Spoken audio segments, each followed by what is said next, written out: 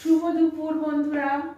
তো ওর খাবার নিয়ে চলে এসেছি। আজকে হয়েছে মেয়ের পছন্দের রান্না বান্না। তো কি কি রান্না হয়েছে দেখিয়ে দিই। এই যে প্রথমেই দেখিয়ে দিচ্ছি, ধোয়া ওঠা গরম গরম ভাত।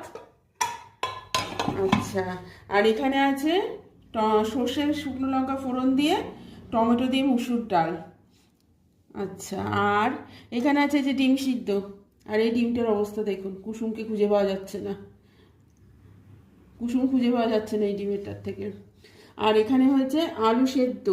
আলু সেদ্ধ মানে আলুর চোখা, ওই যেটা করে পেঁয়াজ ভেজে শুকনো শুকনো লঙ্কা কালো জিরে ফোড়ন দিয়ে যেটা হয় সেটা।